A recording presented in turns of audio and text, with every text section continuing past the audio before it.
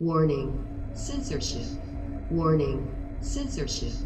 Brian Pallister here has announced, or it came about in the news, that they would be taking our church here to court to try to get us the maximum fine, which would be 1 million.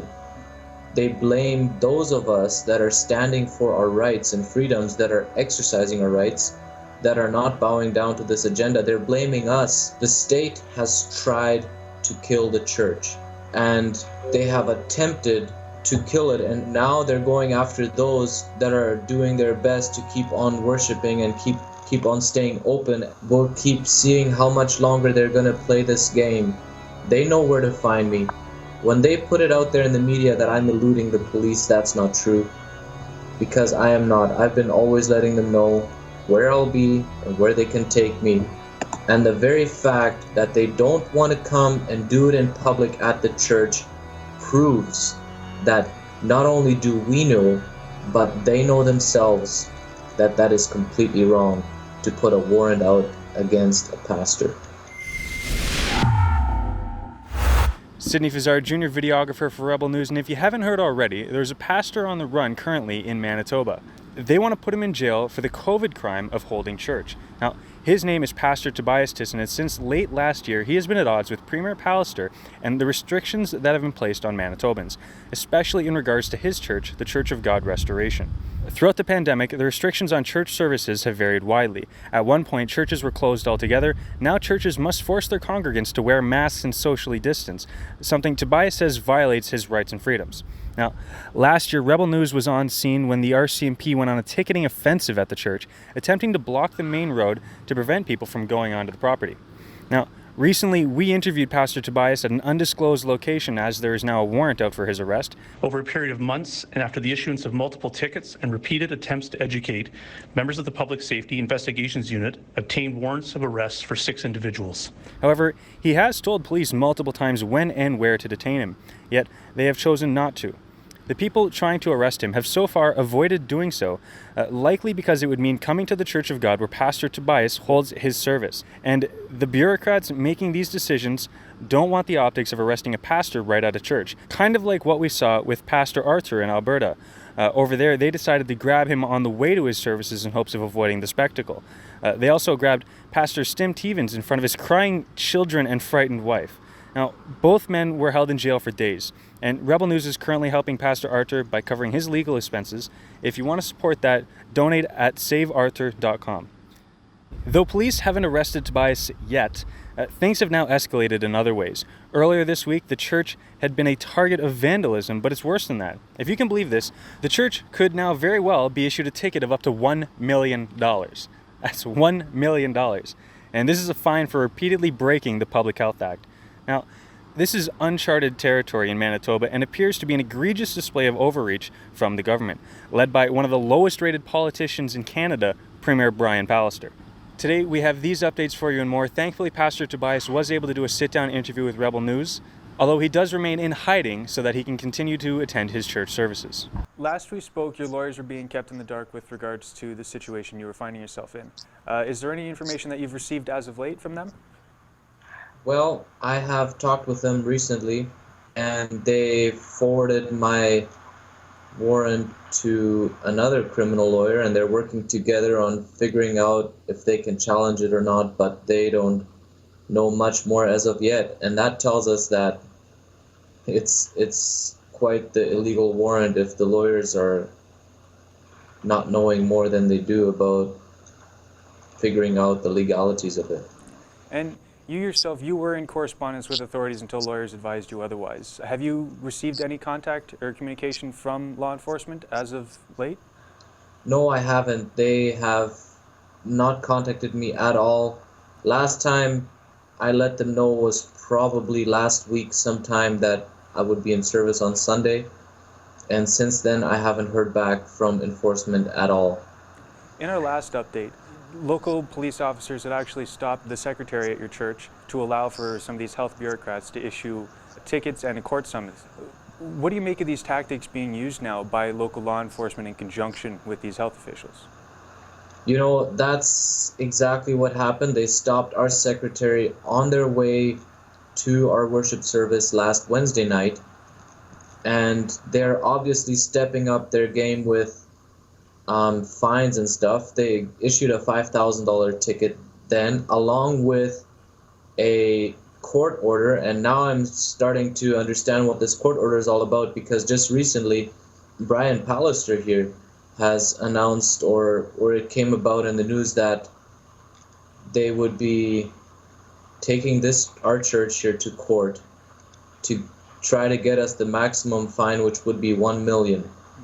And it's insane when you think about it. And I don't know if they're actually going to do it up to 1 million. It would make Canada look worse than it already is. And it would be bad on them to do that, because that would really expose that they've really sold their soul.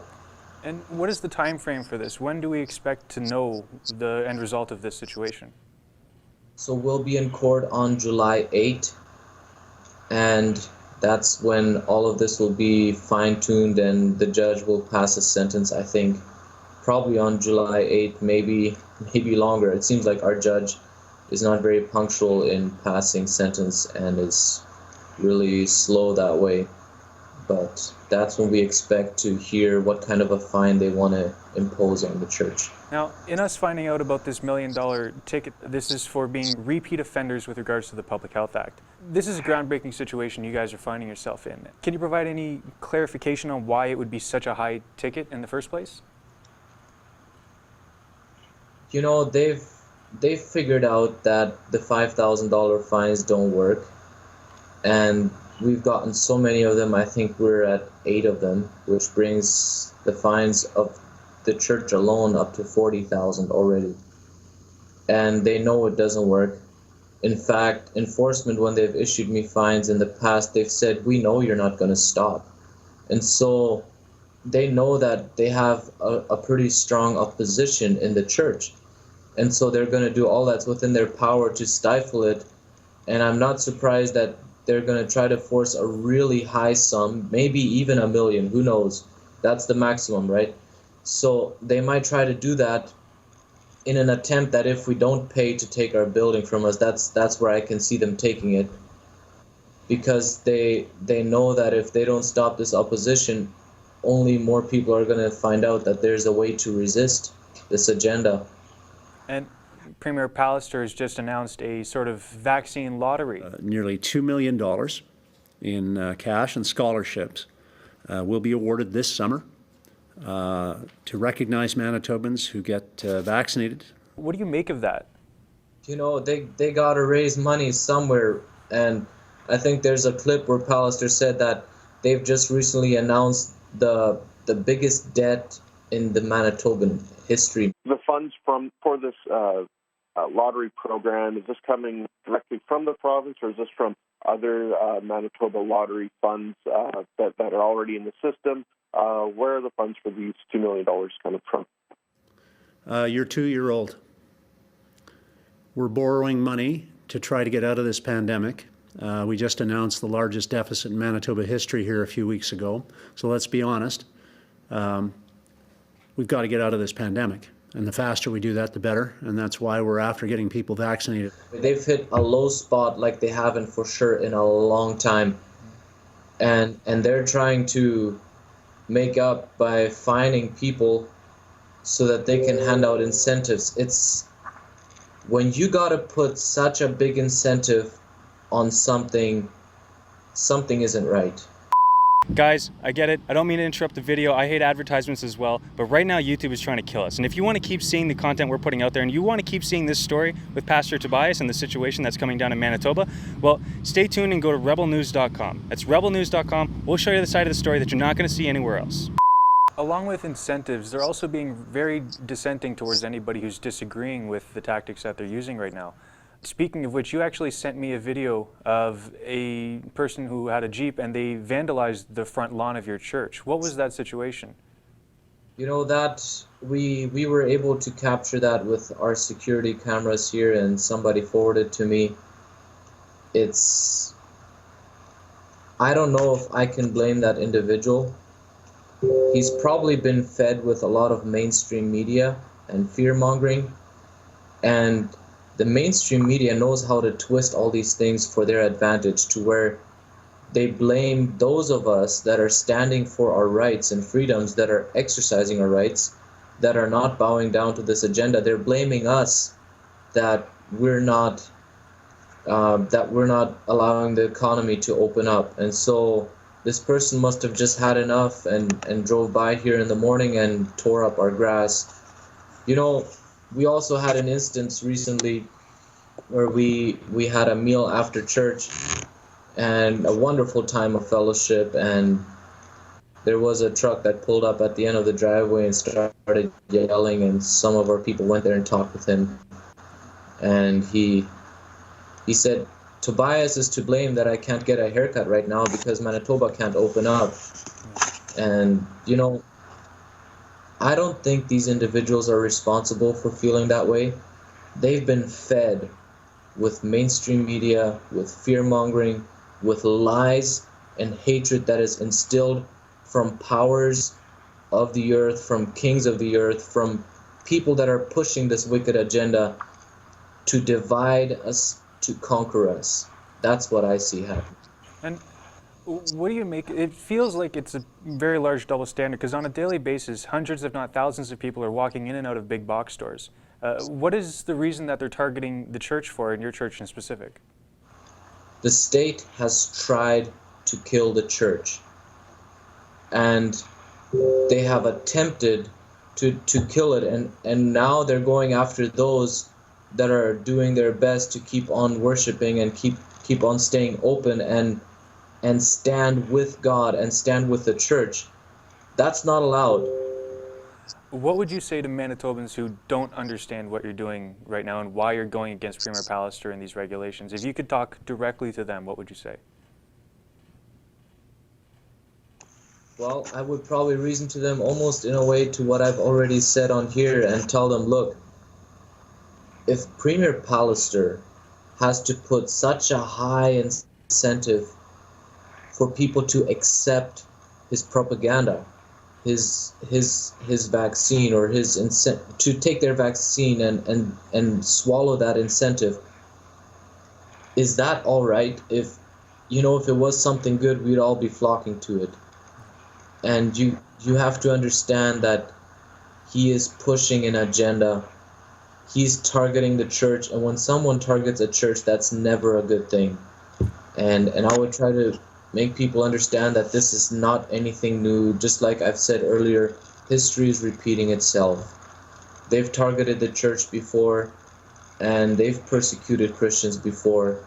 So this is not anything new, and we all got to make a choice. Are we going to be a part of those that are taking part in the persecuting, or are we going to be part of those who are going to stand with God and in the end ultimately win? All right. Well, thank you so much, Tobias, for being here for this. We're going to stay tuned, of course. We're going to keep following this story. Hopefully nothing bad comes of this situation. But as it stands, we're going to wait and find out what happens with this ticket that's being issued to you, or to the church. Do you have any last words you'd like to add? Well, we're looking forward to another wonderful weekend and another wonderful Sunday. Authorities will know that I'm here, and we'll keep seeing how much longer they're going to play this game. They know where to find me. When they put it out there in the media that I'm eluding the police, that's not true, because I am not. I've been always letting them know where I'll be and where they can take me. And the very fact that they don't want to come and do it in public at the church proves that not only do we know, but they know themselves that that is completely wrong to put a warrant out against a pastor. And so we'll have to wait and see how much longer they're going to play this game. But we're determined to keep on holding on to our stand and keep on worshiping God, glorifying Him, and standing with Him, because God stands with those who stand with Him. Well, there you have it. Health bureaucrats in Manitoba have been given sweeping authority under Premier Brian Pallister and his so-called 11th commandment. As it remains, Pastor Tobias will be in temporary hiding while not at church services, but will the church really have to face a $1 million fine? Now, we're going to continue to follow this story, and we're going to bring you any updates as they come along, whether it be with regards to Pastor Tobias's warrant, or when it comes to these fines of up to what could be $1 million. Now, we're going to continue to follow this story for you and bring any updates that might come along as things unfurl, whether it be in regards to Pastor Tobias's warrant or with regards to this egregious ticket that the Manitoba government has issued to the Church of God Restoration. For Rebel News, I'm Sidney Fazard. Big tech is coming to kill us. Recently, you might have heard that YouTube changed its policies, which might mean that they could kick us out at any minute. Now, if you want to keep hearing the other side of the story and you want to keep supporting Rebel News, go to rebelnews.com. That's rebelnews.com. We'll show you the side of the story that you're not going to see anywhere else. And while you're there, give us your name, give us your email. That's all we ask, and that way we can stay in touch with you if anything goes wrong.